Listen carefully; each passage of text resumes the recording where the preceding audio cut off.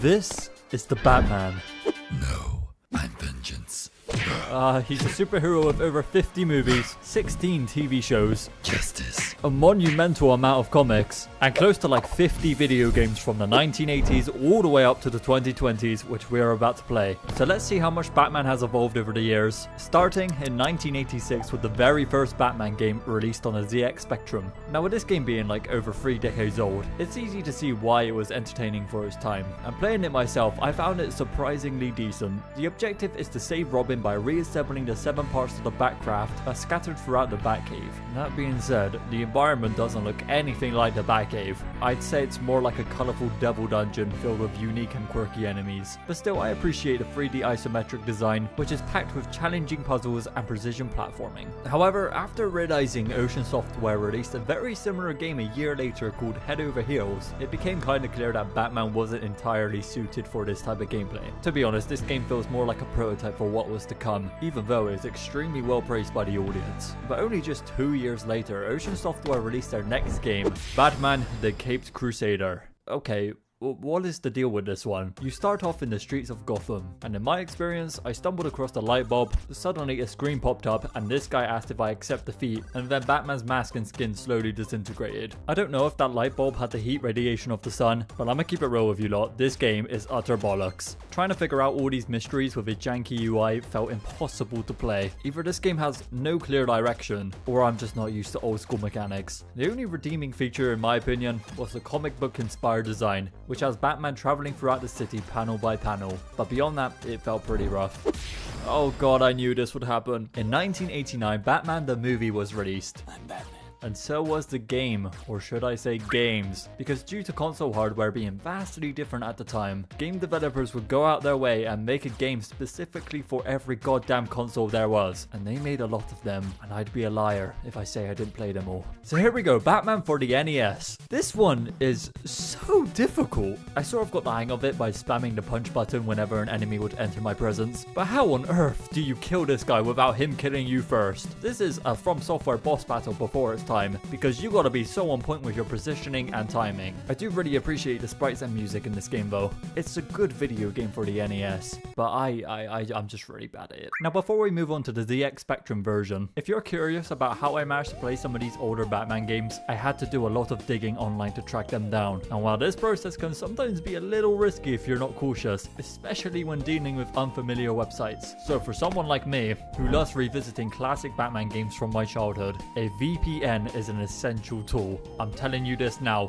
without one, your online activity and personal information could be vulnerable to hackers, advertisers, and even your internet provider who might monitor everything you do online. That's why I'm excited to share today's partner, NordVPN. Whilst I was hunting down these games to play, NordVPN kept my internet connection secure and my browsing activity completely private. Even if you're not searching for obscure games, using a VPN is a great way to ensure your online activity stays confidential no matter what you're doing. After all, having your data tracked without your consent is frustrating and invasive. Fortunately though, NordVPN is offering an exclusive deal through my link. By signing up for a 2-year plan, you'll get an additional 4 months, all backed up by a 30-day money-back guarantee. So if protecting your online privacy matters to you, head over to nordvpn.com/checkout and check it out today. Batman the movie for the ZX Spectrum. This is a significant improvement over the first Batman game we reviewed, as it truly lets you feel like Batman. This time around, you can grapple, fight, and even take control of iconic vehicles like the Batmobile and Batwing. That being said, this game is undeniably limited by the hardware of the ZX Spectrum. Fortunately though, Sega's version of the Batman movie game aimed for similar gameplay, but had the benefits of better hardware. This is actually a pretty good game. It's super simple mechanically, it's easy to control, the music goes hard for no reason at all, and your best friend in this game are your Batarangs, because without them, this game would once again be unforgivingly hard like most Batman games released in this era. It does get a little bit repetitive, however I think the vehicle stages really break it up well. I'ma be honest, I may be a tad biased because this is actually a game I could get through. It's a lot easier than most of the other games, and you know what, this isn't meant to be some down-to-earth, in-depth, unbiased review video. I enjoyed it, therefore it's good. But Batman for the Game Boy? Not so much. This game is so fine, mediocre at best. being on a Game Boy is already working with some serious limitations. And when we compare it to a future Game Boy Batman game, you'll see that this one isn't the best. You play as a 4-foot tall Batman armed with a gun, because why punch criminals when you can just shoot them? It's not even a batarang. Anyways, you'll be jumping around like a lunatic trying to pull off some insane parkour with these floating blocks. And well, that's pretty much the whole experience. Like the other Batman movie games, this one tries to follow the plot of the movie, and it's just not for me. Batman for the PC Engine. So this is essentially Pac-Man with extra steps. You navigate the levels by collecting this green liquid whilst being chased by clowns who serve as the game's version of Pac-Man ghosts. Once you gather all the liquid things, I don't know what this is, but when you do, you advance to the next stage. The gameplay does throw in some interesting elements like the power-ups that make Batman stronger. Knocking these clowns out of existence is probably the best part about the game, but as you move through the levels, you also unlock new paths to explore, which has a slight sense of adventure. At its core though, it's just like Pac-Man, and you know what, that's fine, it's a decent little game. Batman for the arcade system. Oh god, take me to the year this game came out because I want to play this on an actual arcade machine. This is probably the most faithful adaptation of the movie compared to all of the others. A lot about this game is just good. I really like the graphics, the sprite animations are peak, and they even went out of their way to put sound samples from the movie into the game. I'm Batman. Yeah, you'll just randomly hear Batman go, "I'm Batman," every like 2 minutes. But I won't lie, this game is one of the hardest to stay alive in, because you can get jumped in seconds by a bunch of weasels, and there's literally nothing you can do about it. But other than that, I think the vehicle missions were really well made. I enjoyed the gadgets we got to use, and with this being an arcade game, it honestly feels like it belongs on a console like the Super Nintendo system. Unlike the next game, Batman Return of the Joker. This game actually had its Super Nintendo system version cancelled, but it's still released on 2 other consoles, being the NES and Sega Genesis. These 2 are near enough the same game, but one of them is far more superior than the other. The NES version, despite it being an older console, exceeds in every aspect compared to the Genesis. We're talking graphics, we're talking music, we're talking gameplay, although I did notice the gameplay was heavily inspired by Mega Man. Batman's main weapon is literally the Mega Blaster, which I mean, it's not really Batman, isn't it? Nevertheless, the NES version is great, and like I said, they were going to make a version for the Super Nintendo system. Here's some footage I found, and well, it just has unfinished written all over it. They also released a port for the Game Boy, and I think it's actually pretty good. It's 100 times better than the previous Game Boy game we played earlier on. Oh, brilliant, here we go again. Batman Returns is, well, would you know, it's another movie tie-in game, and I don't think I've ever seen a film get this many adaptations. Starting with the Game Gear version, it's surprisingly chill. It's nothing too serious. You sit down, you relax, and you have a good time. The Genesis version, I'm not too sure how many of you would disagree with this opinion, but I really like this game. Straight away you jump into a cutscene where the princess is pushed off an edge and Batman majestically falls to not catch her in time. Some bloody superhero, am I right? Anyways, the art style is probably the gloomiest we've played yet. I enjoyed the animation and Batman's movement mechanics. Fighting Mary Poppins is always a pleasure. Getting whipped by Catwoman is a treat. But watching her fall to her death and being eaten by cats is super odd. Yeah, I don't know why that was in the credit scene. But moving on to the NES version, for the hardware, this is so impressive. I mean, can we get like a standing ovation or something? Because I have no idea how they managed to make it look so good on such an outdated console. The music slaps as well. I'm getting like major Mega Man vibes once again. But whatever they were cooking, I ain't complaining because it definitely worked. But they didn't cook with this one. This game has one of the most underwhelming endings ever. You beat up the 4-foot penguin he is, who quite frankly looks like he could always be taken out in one punch. But I guess plot armor keeps him standing until you thundercut him into electricity. He flies across the screen, hits the wall, and then dies. Congratulations, you defeated the penguin. No, I defeated a fat man with an umbrella. Let's brighten the mood with the Super Nintendo system version, because dare I say, this might be one of my favorite retro Batman games. Defeating the penguin may still feel a little bit underwhelming, but then this cutscene plays. Oh, this is like all mysterious. Did I defeat the penguin? Oh my god. Man, I like the penguin, don't get it twisted, but this is just, what even is this? The combat is super fun. The Batmobile missions were probably the weakest part about the game. Overall, I enjoyed it, but I cannot get past how similar the gameplay is compared to Spider-Man Maximum Carnage. Deadass, these two feel like they have the exact same animations, which isn't a bad thing by any means. I just thought it was a funny coincidence. Batman Returns for the Master System. God, I'm so sorry. I promise you we're nerdy at the end of this line of games. I'm pretty sure this game is an upscaled version of the Game Gear Batman Returns. Correct me if I'm wrong. I got my my hands held high, but everything seems identical, so I'm pretty sure it's just a port, and if so, well, yeah, I guess that's kind of cool. Other than that, there's not much to say. Batman Returns for the Sega CD. This soundtrack they got behind this game is genuinely phenomenal. The game itself I enjoyed a lot. It's challenging as hell and a tad frustrating at times, but look at these Batmobile stages, bro. They look and feel like fantastic. The Batmobile mission though, that one left my head spinning. There is too much going on. Finally, the last Batman Returns game for the Amiga 500. Okay, I don't really know why I saved the worst for last. This one just did not hit the spot. The Penguin's height has been nerfed once again. He's now like 2 feet tall, but, you know, still extremely kickable. Honestly, I'm just glad I managed to play all these without losing my mind. Batman the Animated Series. Now this is a worthy Game Boy game. The intro alone goes insanely hard, and I don't have a bad word to say about the rest. This game does a respectable job translating the visual aesthetic of the show. Look, I loved the Batman animated show as a kid. Hearing the music alone being translated into this was just so awesome. Sadly, it's a super short game, but definitely worth your time. The Adventures of Batman and Robin. Oh man, the pacing in this game is so slow. Batman moves like he's stuck in quicksand. It just doesn't look right. But to be fair, it's a faithful adaptation of the animated series. That said, I am beyond fed up with these stupid penguin fights. Look at him go. How is that a threat? Still, most of these missions, maybe even all of them, were super fun to play. They have crammed every villain they could into this game to make it as peak as possible. Like free falling off this building whilst mid-air fighting Catwoman, or battling Scarecrow on a moving plane. Even the Riddler mission was really creative. Cool moments like these definitely stand out, but despite the title,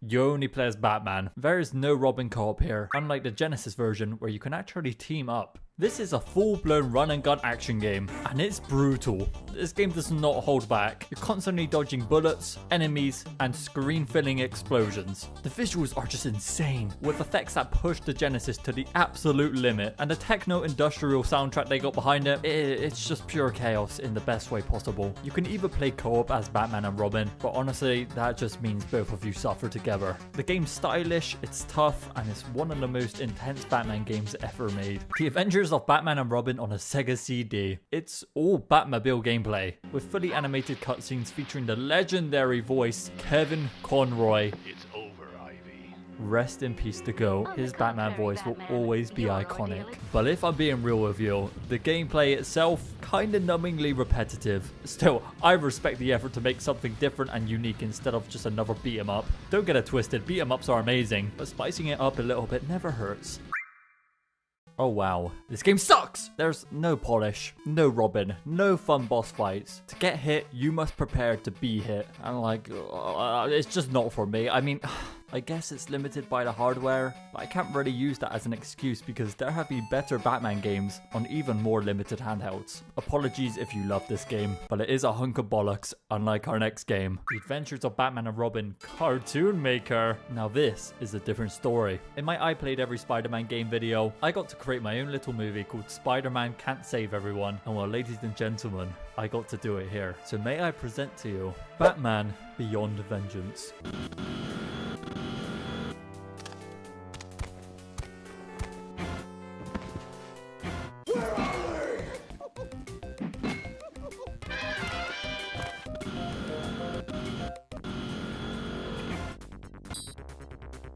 I'm Batman. I live in the shadows. Justice.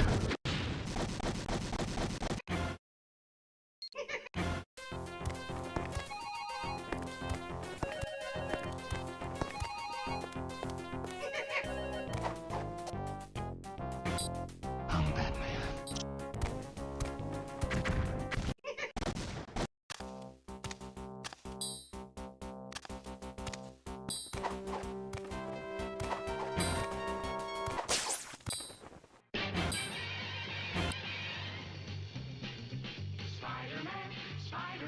Batman Activity Center. I'm sure this one's going to be a throwback for a lot of you. I never played this one as a kid, so I don't have nostalgia for it. But doing this kiddie detective work was very, not my cup of tea, shall I say. It made me feel like smart and dumb at the same time. Batman Forever.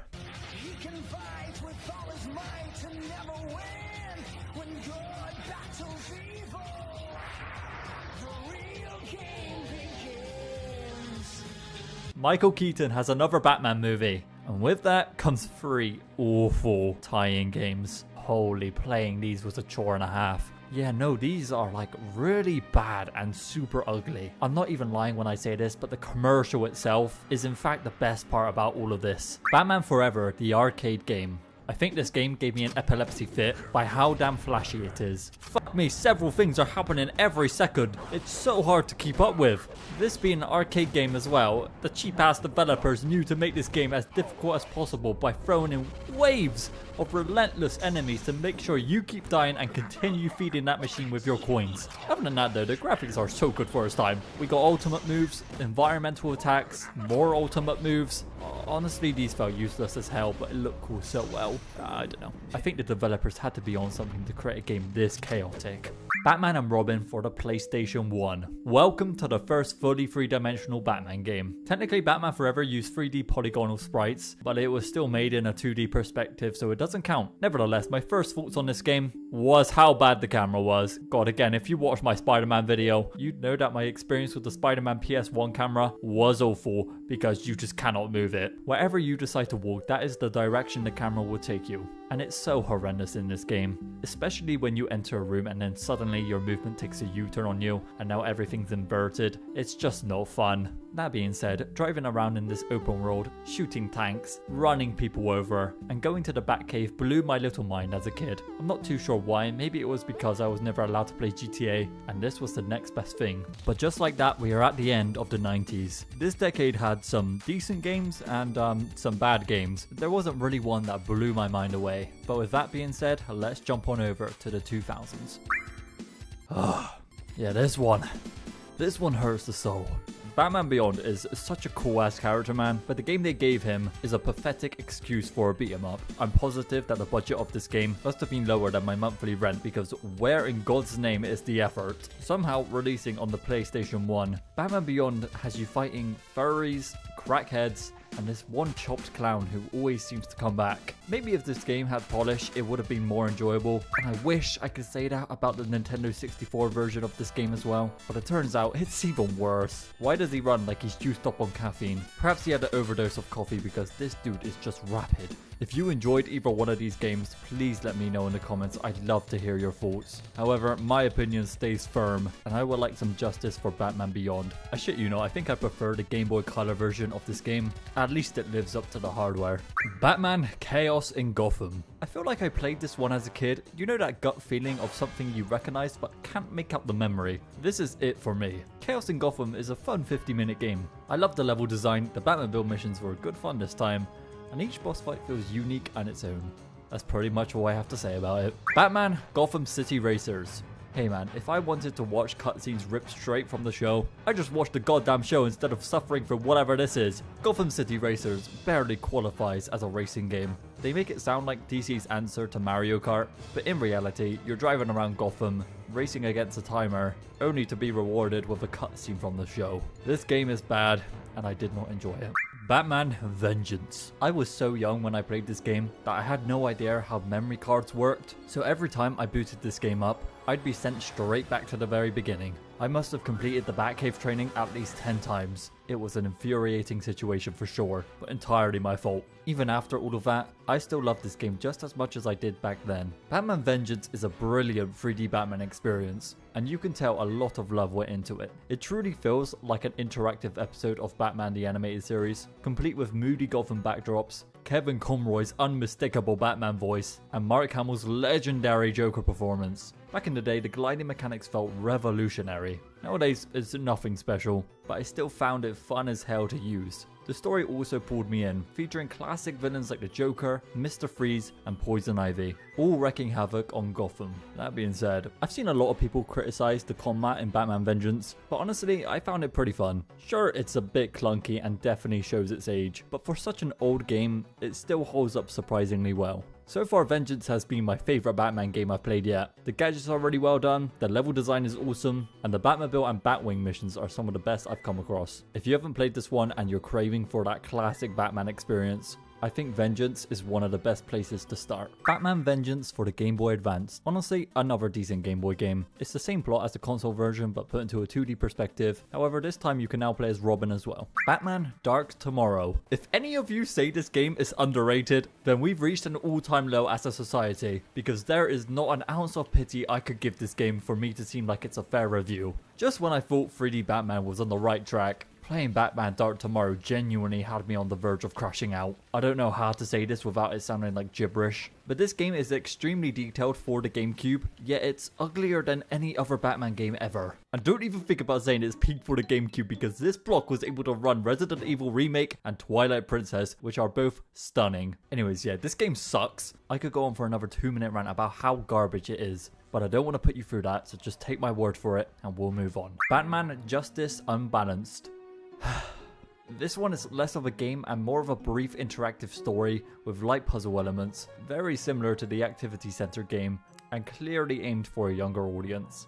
The only time you would have caught me playing this game would have been in IT class at primary school, trying to avoid how to use a keyboard properly and instead feeling like a bad man and playing this bad boy. Batman Toxic Chill. If I managed to complete Justice Unbalanced, then you also would have caught me playing this sequel as well. Batman Rise of Sin Tzu. This is basically Spider-Man Friend or Foe, but Batman. Rise of Sin Tzu was apparently meant to be a sequel to Batman Vengeance, but instead of sticking to that game's formula, it shifts to a top-down beat-em-up style with a focus on co-op play. For what it is, I enjoyed it a lot. It brings back that old-school beat-em-up formula that was milked to death in the 90s, and while it has some cool ideas and a great aesthetic, the gameplay starts to feel dull and repetitive after about an hour. I think the lack of depth keeps it from being a true Batman classic. I really wish they had stuck with what worked in Vengeance, because this game completely removes the stealth and detective elements. Instead, you're thrown into wave after wave of soulless, button-mashy combat that loses its charm pretty quickly. That said, Sin Tzu is a great villain. And fun fact, he's one of the very few Batman characters created just for a video game, which I think is cool as hell. And I respect that they tried something new instead of bringing back the Joker again. Oh, and there's also a Game Boy Advance version of this game, which is completely different. Surprisingly, I had a good time with it as well. It's one of the better Batman handheld games for sure. The movement feels smooth, the combat is solid, and the story is decent. Overall, Rise of Sin Tzu isn't bad, but it could have been so much better.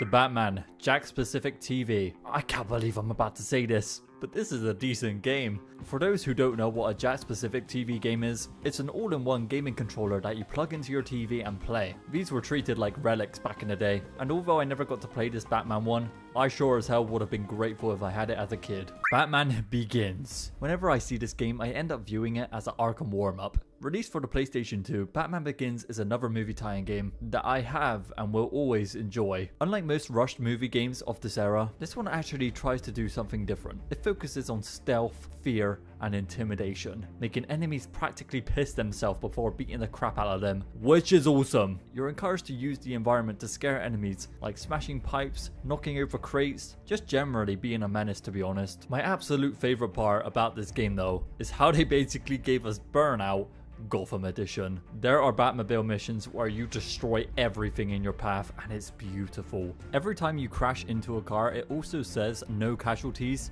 but no, if you're getting hit like this, you are dead. It's basically the opposite of the rest of the game, and I love it. With enough glaze, I could probably encourage you to give this game a go yourself. However, I'll admit it does have its flaws. The combat feels clunky and stiff in most moments. The gameplay is super linear, and here's the real shaker. There are no boss fights, which I thought was a little lame. In my eyes, this is almost a prototype to Arkham Asylum, which we'll be getting to very soon. But let's quickly check out the Game Boy Advance version of the Batman Begins. This is surprisingly a banger, and I know bangers. Instead of trying to shove a watered down version of the console game onto the GBA, this version goes for a side-scrolling stealth action approach. It's got a mix of hand-to-hand combat, gadget use, and sneaky Batman takedowns. It's like a 2D version of what Arkham Asylum would do later on, which is honestly so impressive for a GBA game.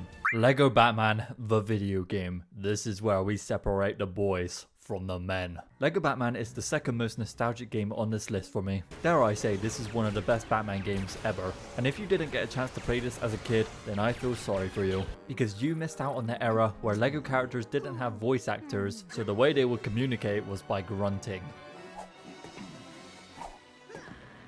Unlike LEGO Star Wars or the Indiana Jones games that came before it, both great games by the way, LEGO Batman doesn't just copy the movie, it actually tells its own original story. Part of the game that I thought was super unique and different was getting to play as the villains. Once you complete the hero side of the story, you unlock the villain missions where you can see their perspective on the chaos they caused. It's a cool way to show both sides of the story. If you've played any LEGO game before, you know the drill. Punch everything, solve puzzles, and collect a ridiculous amount of studs. The absolute best and most memorable thing about this game is loading it up and hearing that soundtrack that I can't play because I'll get done for copyright. I could maybe squeeze a second in though.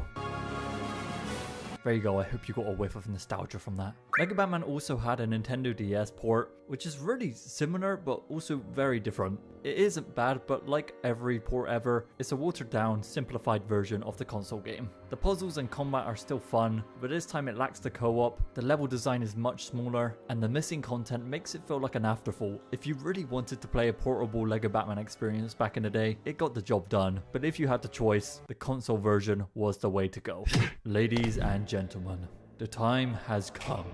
Welcome to the first spotlight game of the video, Batman Arkham Asylum. In 2009, Rocksteady dropped Arkham Asylum, and suddenly Batman had one of the best superhero games ever made. The game starts with Batman personally escorting Joker back to Arkham Asylum, but obviously things don't go as planned. Joker takes over the asylum, releases all the inmates, and basically turns the whole place into one giant death trap. Now the Joker isn't just alone. Harley Quinn, Scarecrow, Killer Croc, Poison Ivy, and Bane all make an appearance, turning Arkham into a villain-infested nightmare. Before Arkham Asylum, Batman games either focused on combat, stealth, or detective work. But this game did all three, and did them perfectly. This game invented the now iconic Batman combat system. It's all about rhythm, counters, and flow, making fights feel goddamn cinematic at times.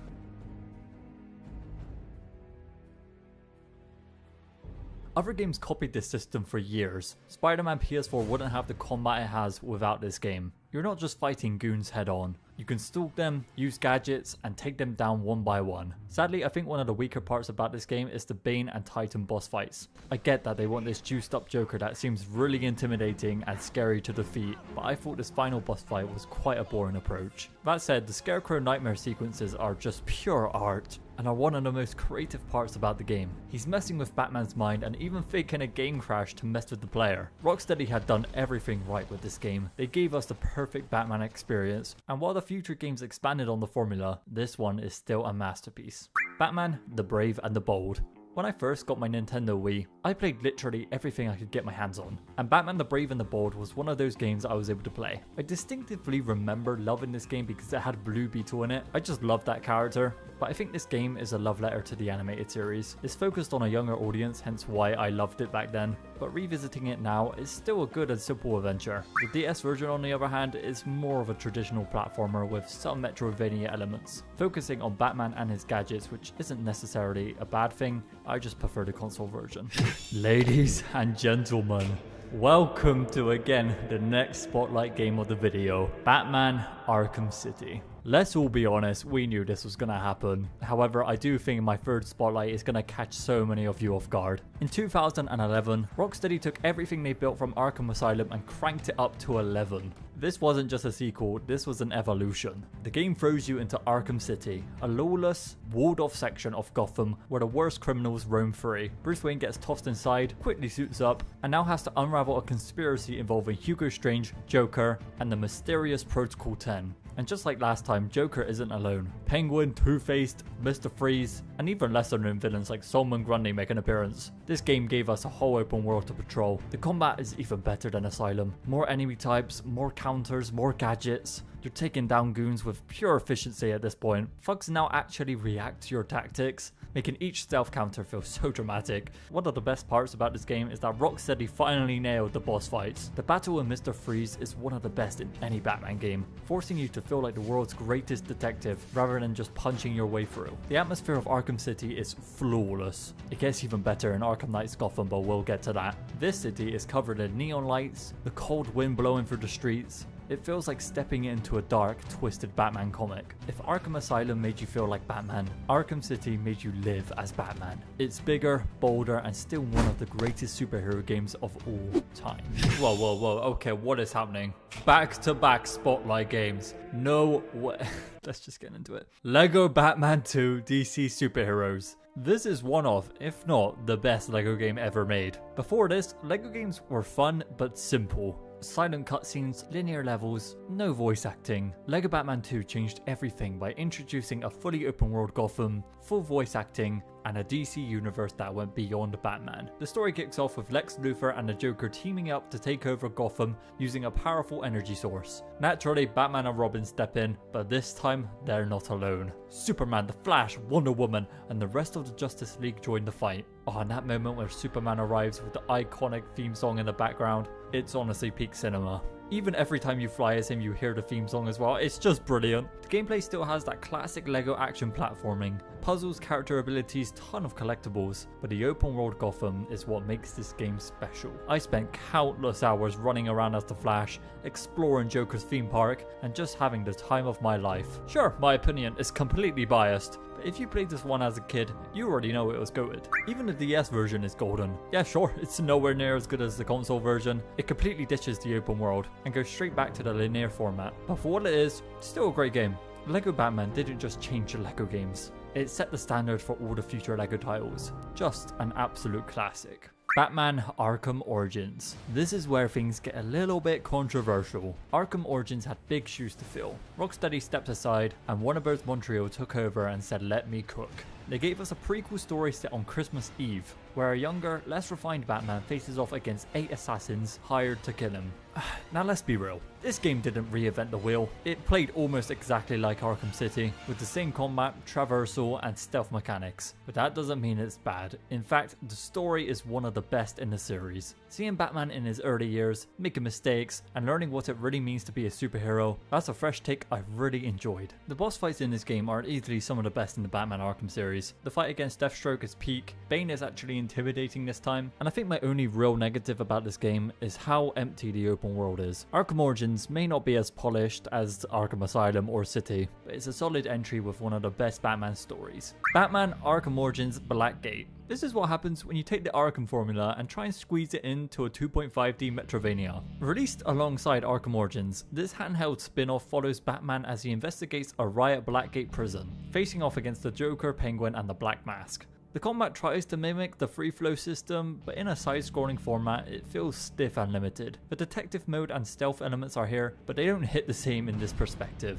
The Metroidvania style exploration is cool, but the backtracking gets tedious fast, man. It's a decent attempt at bringing Arkham to handhelds, but it lacks the depth and polish of the main games.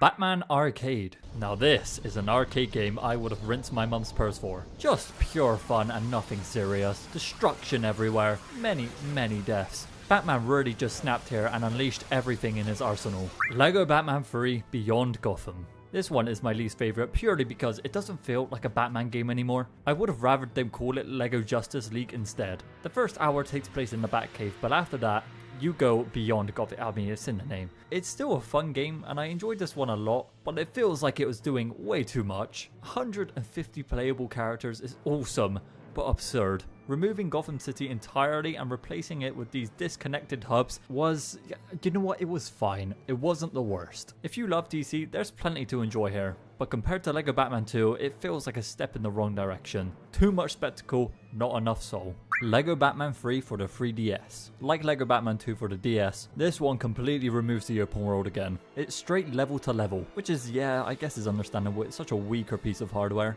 but I still feel like they could have pushed the limits with this game a little bit more. Batman Arkham Knight. Okay, here it is. Batman Arkham Knight is a brilliant game. I want to start with the visuals and atmosphere because as a little lad who just got an Xbox One for my birthday, nothing blew my mind more than loading this game up and feeling like I was playing a movie. This time Gotham is a fully open world city and it looks stunning. The rain-soaked streets, neon lights, and insane level of detail makes it feel like a living, breathing Gotham. But the real selling point here, well, I wouldn't really call it a selling point, it's more like a really big part of the game that ended up being cool but not cool. It's the goddamn Batman Batmobile. This thing is fast, destructive, and fun to drive, don't get it twisted, but I think Rocksteady went overboard with it. The game forces you into way too many tank battles. It was cool at first, but blimey, I could not do it again. I hate them missions where you need to sneak up behind the big boys and blast their behinds to defeat them. It just felt long and tedious. However, there is that one mission where this super tank chases you,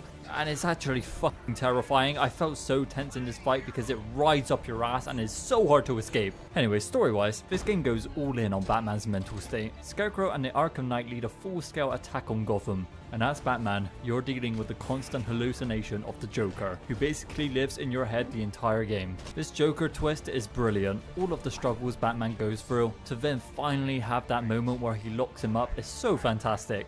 The Arkham Knight twist, not so much. If you've read a single Batman comic, you knew who this was from the very start, and even the game itself makes it predictable as hell that is Red Hood. I don't know, but besides that, this game hands down has the second best traversal mechanics, just shy of Spider-Man 2. Shooting yourself like a rocket never gets old. Dive bombing into this alive city feels exhilarating. I fucking love this game. Batman the Telltale series. I remember playing this game when it came out on PlayStation Plus for that 1 month, and it was good. It was different. I've never played a Telltale game in my life, so it was a nice change of pace. They had a season 2 of this series as well called Batman the Enemy Within, so I'm just going to talk about these two together. In season 1, right off the bat, no pun intended, I'm so funny. This game does something bold. It reimagines Batman's origin. What if the Waynes weren't Gotham's golden family? What if they were just as corrupt as the criminals Batman fights? This twist adds a whole new layer to Bruce's story, making him question everything he stands for. The choices matter, and what action is quick time event heavy. The detective work and branching storylines keep you invested. Season 2, The Enemy Within, is all about the Joker, but not in the way you'd expect. Instead of being Gotham's most feared villain, he starts as a lost soul who sees Bruce as his only friend. And here's the kicker, your choices will shape whether he becomes the classic Joker or something completely different. I think that is so cool. The Telltale Batman games aren't about gameplay depth, they're about storytelling, and I think they nailed that. The detective work, the choices, the unique takes on the characters, this is one of the most refreshing Batman stories out there. Batman Arkham VR. Looking into the mirror, knowing you are Batman, is a special experience. I'm not the biggest fan of full story VR games, so luckily this one is a very short experience. From the moment you put on the headset, you are Batman. You suit up in the Batcave, toss batarangs, analyze crime scenes, and interact with Gotham in a way that makes you feel like you're actually there. The game leans heavily into detective work, and whilst there's no combat, scanning evidence, piecing together crime scenes, and solving puzzles feels straight out of the Arkham series. My favorite part is just acting like Batman, bro. In the next VR game, I had the time of my life because it's just a lot better than this one. But for the first VR Batman game, this one is still good. Batman Return to Arkham. This is a remaster of both Arkham Asylum and City, which to be honest, I don't think both of them needed one in the first place. Batman Arkham Shadow. So this is where we're at. The final Batman game that came out not so long ago, which is insane because that means it's been like 8 years since we've got a fully new Batman game. However, before we dive into that, you may have noticed I have left out games featuring Batman because, well, they're technically not dedicated Batman games. However, I will talk about some because quite frankly, there are two that I feel like I'm obligated to talk about, and those two are unfortunately Gotham Knights and the Suicide Squad Kill the Justice League. Starting with Gotham Knights, the first gameplay reveal of this game was awesome. Seeing that Mr. Freeze boss fight made it look so promising and fun, but this is a Batman game without Batman and without the Arkham magic. I get it, they're going for something different. The best part of Gotham Knights is the Bat family dynamics. Seeing these four characters struggle to fill Batman's shoes is genuinely compelling. The Court of Owls storyline is a great idea, and some cutscenes really nail the emotional weight of losing Bruce. The city itself is bigger than Arkham's Gotham, but visually lacks in every way compared to Arkham Knight. I think that's an art style issue. Clearly this game is going for that ultra realistic take, almost like how our world looks, which isn't much, especially if you live in the UK like me.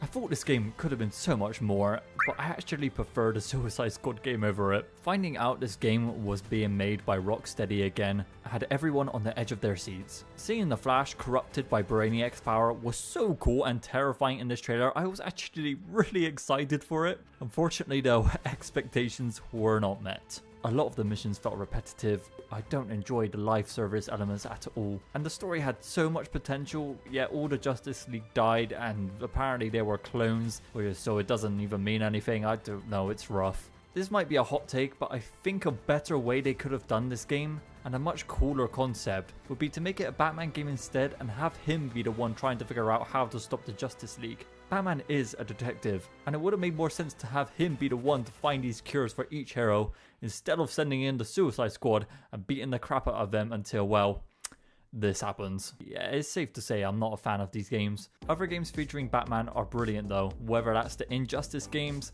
DC Universe Online, hot take, but I love the acrobatic choice. Hell, even LEGO Dimensions was an expensive blast. Other games like Multiverses though, yeah, it doesn't really need explaining. But with that being said, let's play Batman Arkham Shadow. Where is she?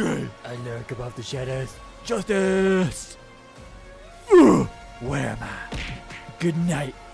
Yeah, so I had so much fun playing this game. I said before that I don't enjoy long story VR games, but this one is the best I've ever played. Being Batman in general is awesome. They really nailed the combat, just constantly giving enemies the beatdown of a lifetime filled me with so much joy. I love how this game also makes it feel like an Arkham game. Tapping your wrist and going into the detective mode makes you feel like you're living in that Arkham universe. The story is good, you know, we got the Rat King and his gang who we basically punch our way through the entire game. A lot of the cutscenes are good, and honestly it's just a really impressive game that's been built to have just pure fun. And with that being concluded, Batman is a superhero that's evolved so much over the past 40 years. We went from this to this in a span of 40 minutes covering over 50 video games. Each decade has brought something new to the table, and looking back, it's clear that Batman is one of the greatest superheroes of all time. If you've managed to sit and watch this video to the very end, from the bottom of my heart, thank you so much. If you'd like to help out the channel, then please consider subscribing, and why not go ahead and watch me play every Spider-Man